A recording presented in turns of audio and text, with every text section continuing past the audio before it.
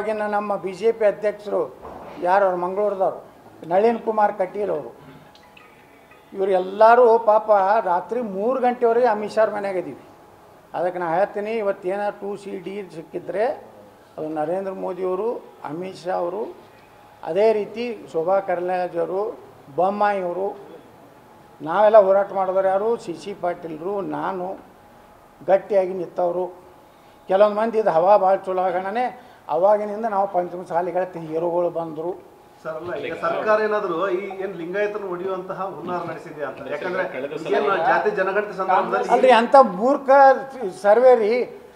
Lingayat Christian ಅತ್ತ, ಕುರುಬ Christian ಅತ್ತ, ಅಲ್ಲಿದೊಂದು ಒಕ್ಕಲಿಗ ಕ್ರಿಶ್ಚಿಯನ್ ಅತ್ತ. ಇವ್ರನ್ನ ಅದು ಎದರಲ್ಲಿ ಹೊಡಿಬೇಕು ಅವ್ರನ್ನ? ಹಂಗೆ ಯಾವ ಜಾತಿ ಅದಾವ ಅನ್ರಿ ಜಗತ್ನಾಗ? ಬ್ರಾಹ್ಮಣರು ಕ್ರಿಶ್ಚಿಯನ್ ಅತ್ತ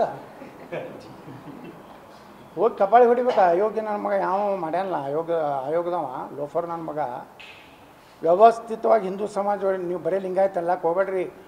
ಇವತ್ತು ಬ್ರಾಹ್ಮಣ ಸಮುದಾಯನೂ ಹೊಡಿಲಿಕ್ಕೆ ಇವತ್ತು ಎಷ್ಟು ಬ್ರಾಹ್ಮಣರೊಳಗೆ ಮಾಡಿಟ್ಟಾರ ಅಂದರೆ ಎಲ್ಲ ಸಮುದಾಯಗಳು ಹೊಡೆದು ಛಿದ್ರ ಮಾಡಿ ಸಾವಿರ ಕೈಯಾಗ ಈ ದೇಶ ಕೊಡಬೇಕು ಅನ್ನೋಂಥ ಸಿದ್ದರಾಮಯ್ಯನಂಥವ್ರು, ರಾಹುಲ್ ಗಾಂಧಿ ಅಂಥವರು, ಸೋನಿಯಾ ಗಾಂಧಿ ಅಂತರೂ ಒಂದು ಚರ್ಚದು ಇದು ಆಗ್ಲಿಕ್ಕೆ ಅಡ್ಡಿ ಇದ್ದಾವೆ.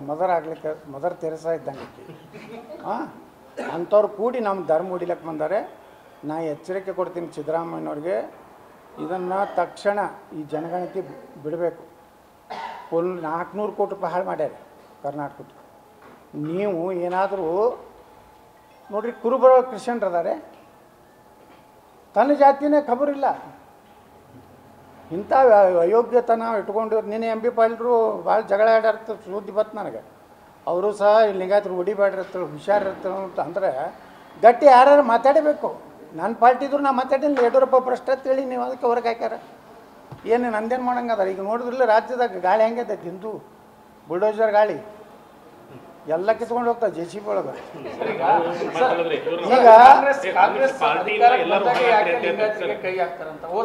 ನೋಡ್ರಿ, ವ್ಯವಸ್ಥಿತವಾಗಿ ಲಿಂಗಾಯತರು ನೋಡಿಬೇಕತ್ತಲ್ಲ.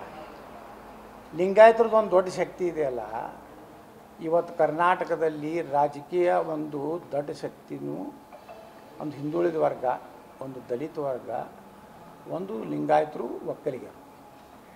ಲಿಂಗಾಯತರನ್ನ ಒಕ್ಕಲಿಗರನ್ನ ಹೊಡಿಬೇಕು ವ್ಯವಸ್ಥಿತವಾಗಿ. ಇದನ್ನೆಲ್ಲ ಒಡೆದು ಏನು ಮಾಡೋದು, ಮುಸ್ಲಿಮರಿಗೆ ಲಾಭ ಕೊಡಬೇಕು.